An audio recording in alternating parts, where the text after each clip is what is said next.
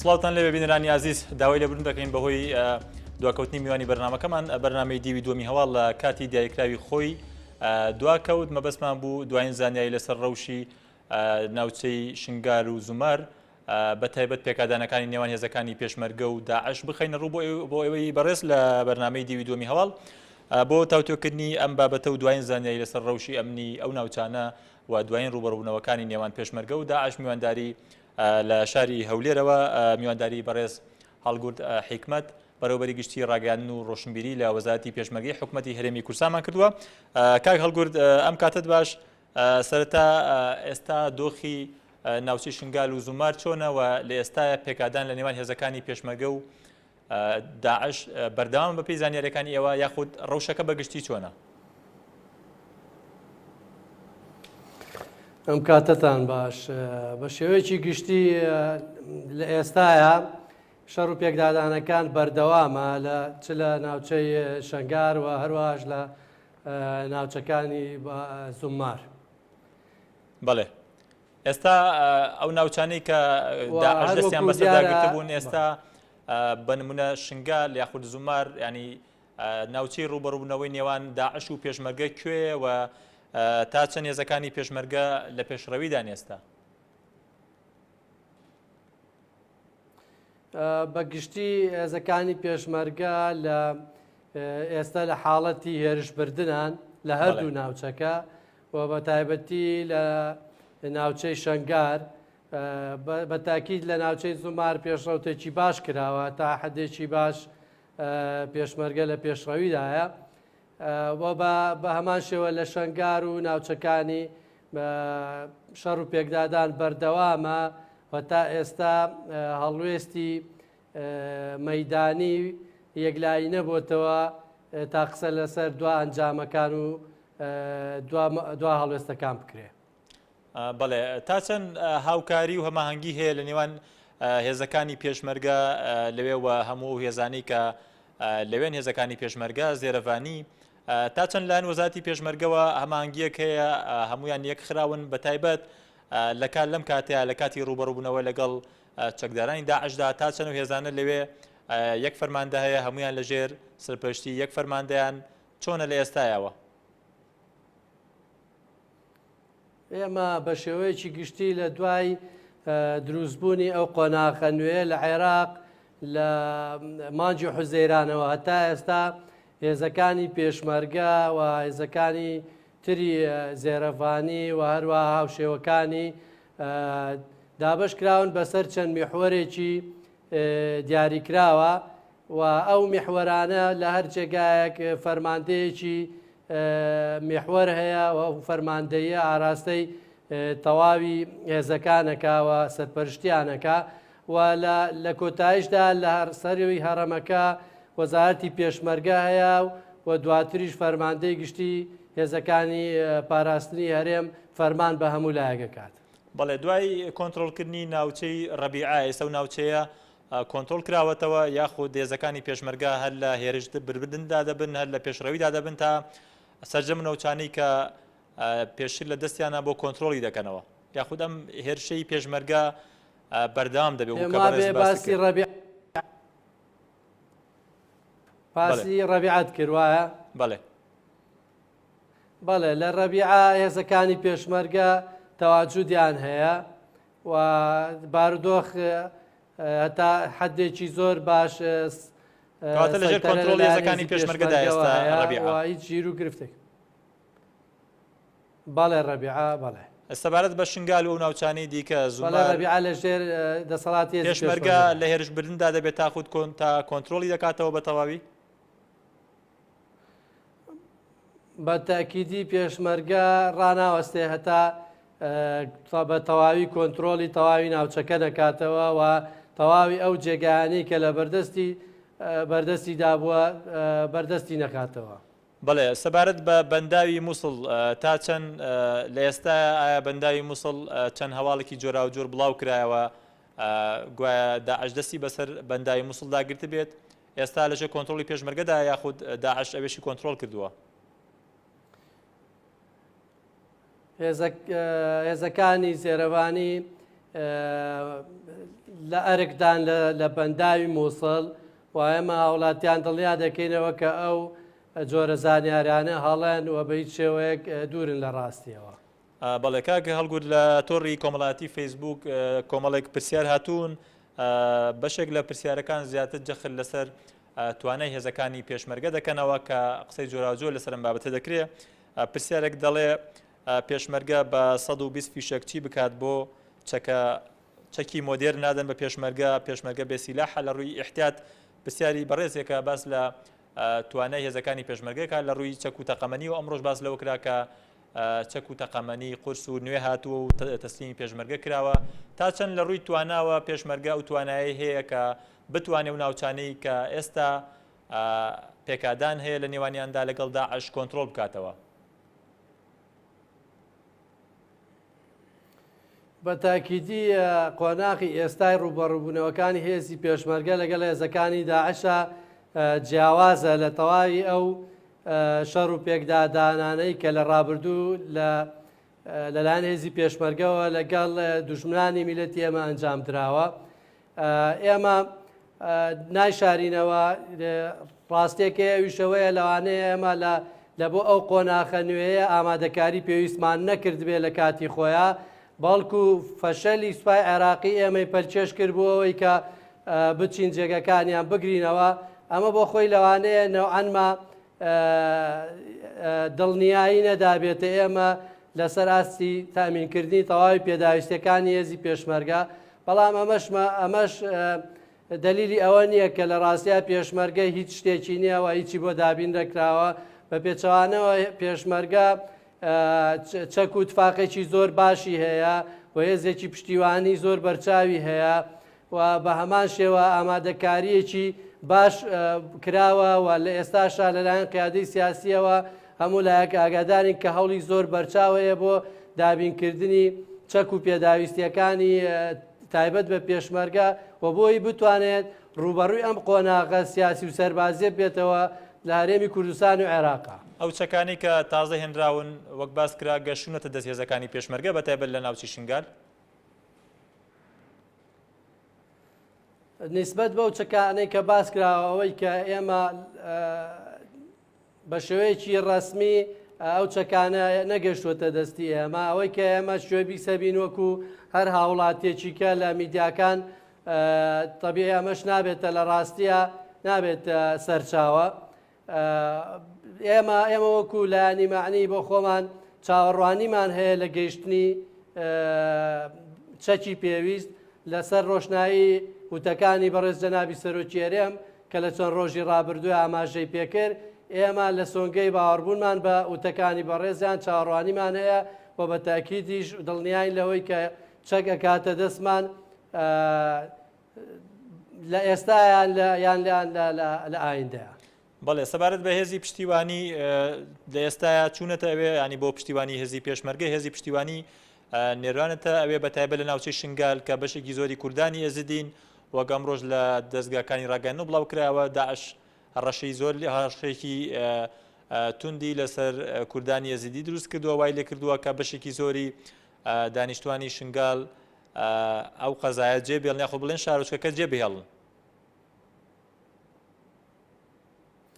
بە تاکیدی ئەمە هەست بەم خەتەراکەین و دەزانین خەتەری داعش بە تایبەتی بۆ هاوڵاتیانی یەزیدی جیاوازیەکی بەرچاوتری هەیە لەگەڵ جێگا و شوێنەکانی تر، هەروەک چۆن لەگەڵ هاوڵاتیانی مەسیحی هاوشاریەکانی مووسڵا بە هەمان شێوە جیاواز بوو. لەبەرەوە ئێمە هەست بە گرنگی ئەم بابەتە زۆر بە تەواویەکەین. بە تاکید هێزی پشتیوانیش ڕەوانە کراوە. ئیشاڵا دەبینین لە ئایندا و لە سەعات و لە کاتەکانی ئایندا شەنگاری و شەنگاریەکان و برایانی یەزیدی ئەگەڕێنەوە ژێر باڵی پڕ ئەمانی هێزیەکانی پێشمەرگە. بەڵێ کاک هەڵگوت لە ناوچەی کەسکی کە دوێنێ دوایەوەی کە کۆنتترۆل کرا باز لەو کرا کۆنتترۆل کراوە لەیان داعشەوە فەوجێکی پێشمەرگەی تێدا بووە چارەنووسیان بەچی گەشتەوە پێشمەرگانە گەڕاونەتەوە ئێستا لە ناو هێزەکانی پێشمەرگەدانیان هەندێک زانیاری لەسەرەوە بڵاو کراوە کە فەوجێکی پێشمەرگە لەو ناوچەیە بوون چارەنووسیان بەچی گەشتووە. وەکو دیارە ئەو ناوچەیە ناوچەیەکی دەشتە هەمومانە زانین سەحراویە و لە کاتی پێشڕەوکردنی هێزەکانی داعش کە هاتبوونە ناوەوە بە تاکیدی هێزەکانی پێشمەرگە جێگای خۆیان بەرنەدا بوو نەک بە مەنتیق و بە مەفهومێکیکە شوێنەکانی خۆیان بەرنەدا بوو بۆیە بە شێوەیەک لە شێوەکان دابڕابوون لە هێزەکانی تری پێشمەرگە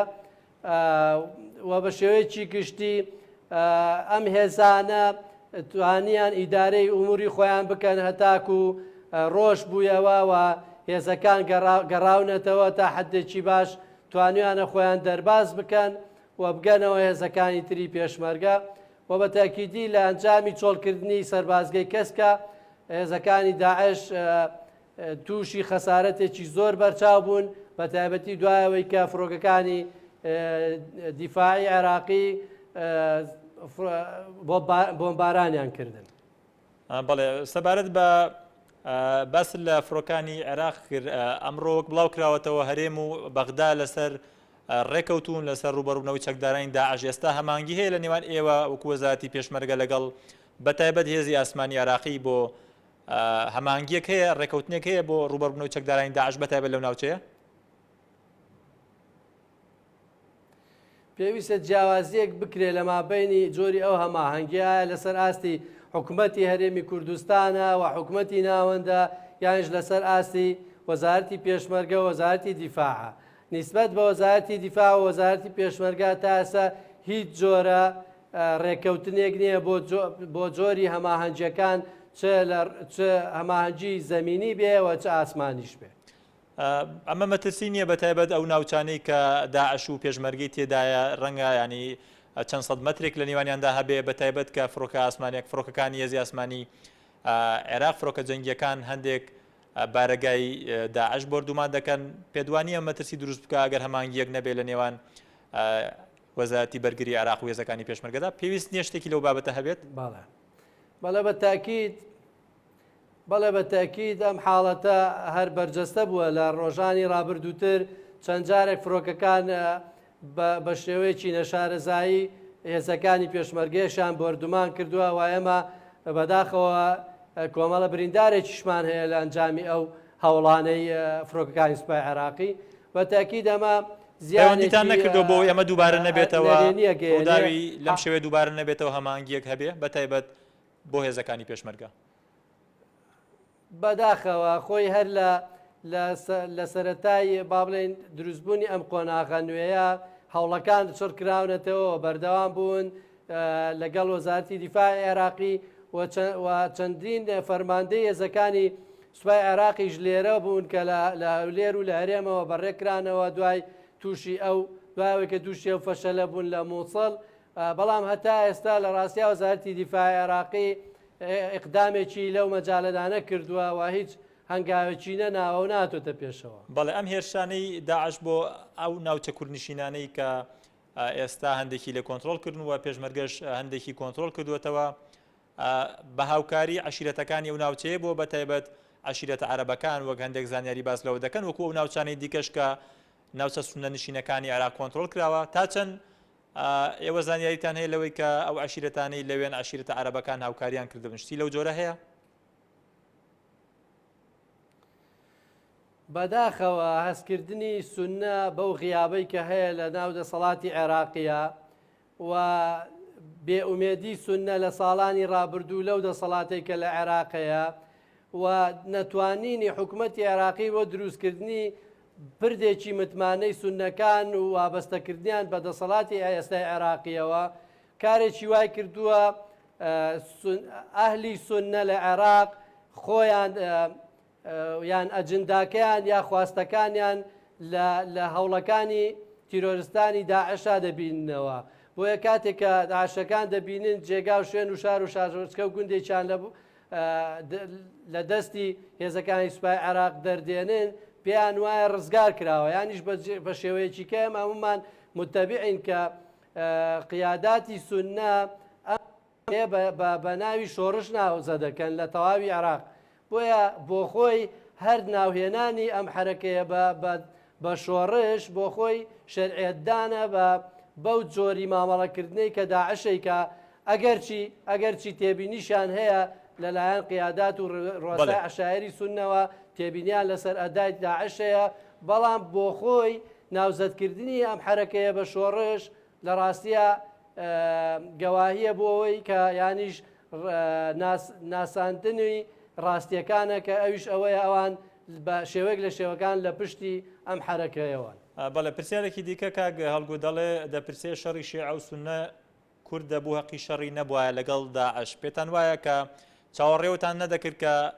داعش ینی هێرش بباتە سەر ئەو ناوچانە بەتایبەت وەکو پێشتر ڕاگەنرا کە پێشمەرگە لە حاڵی بەرگریدا بوو تا ئەوەی کە داعش هێرشی کرد؟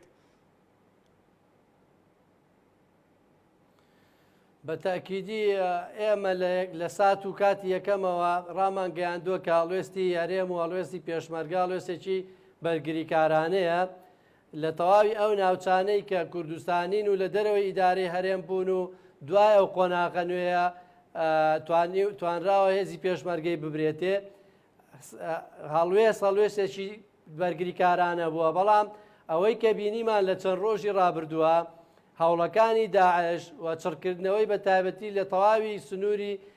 ناوچەکانی مووسڵ بە زومار و شنگار و ڕەبیعە و هەموو تەواوی ناوچەکەوە ئەمە ئاماژەیە بۆ ئەوەی کە چیتر هێزی پێشمەرگە ناتوانێت بەو شێوەیە بمێنێتەوە لە سەنگەری بەرگری دابێ و ئەوانی شەر هێرش بکەن و بینیشمان لە هەوڵەکانی دوێنیان هەتا ئەمڕۆ کاریگەریەکانی جۆری ئەم هێرشەی داعشەکان معلوم بوو و ضرورەتی گۆڕینی سیاسەتی هێزی پێشمەرگەش کارێکە کە ئێستا بەرجەستەیە و پێویستی بە بێداچوونەوەی بڕیاری ڕابردووەیە کە بڕیارێکی دیفاعی بووە و پێویستە جارێکی کە بڕیارێکی نوێ وەربگیرێ نسبەت بە تایبەتیش لە هەموو بە تایبەتی تر ئەو ناوچانەی مووسڵ کە خۆی لە شنگار و زومار و ڕەبیعە و ئەو ناوچانە دەبینێتەوە. بەڵێ ئێستا هێزە کوردیەکان جگە لە پێشمەرگە گەریلاکانی یەپەگە هاتوونەتە ناوچەی شنگال وەک باس کرا کە هێزێکی گەورەی گەریلاکان لە سەربایەکینەکانی پاراستنی گەل لە ڕۆژاوای کوردستانەوە هاتوونەتە ناوچەی شنگال بوونیان هەیە گەریلاکان لەوێ؟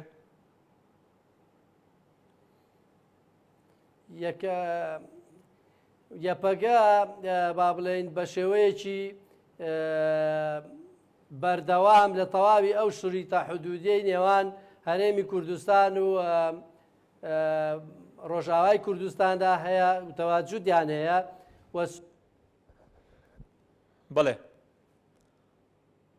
بەڵێ کاک هەڵگورت پرسیارەکەی منەوە بوو ئێستا گەریلاکانی یەکینەکانی پاراستنی گەل کە ئامادەی خۆیان دەربڕی و باسیی لەوە کرا کە هێزێکیان هاتوونەتە شنگال هاتوونەتە ئەوێ ئێستا شان بەشانی پێشمەرگە شەڕ بکەن دژی بەرەکانی داعش ئەگەر گوێبیستی دەنگی من بی کاک هەڵگورت کاک هەڵگورت ئەگەر گوێبیستی دەنگی گوێت لە دەنگی مندا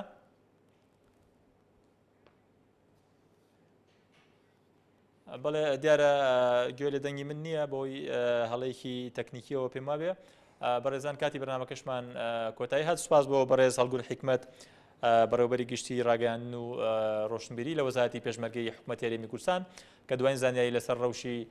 ناوچەی شنگال و زومار و ڕوبەڕوونەوەکانی نێوان پێشمەرگە و داعش خستە ڕوو بەڕێزان گەشتنە کۆتایی بەرنامەکە کاتی خۆش بۆ ملایەک و خواتان لەگەڵ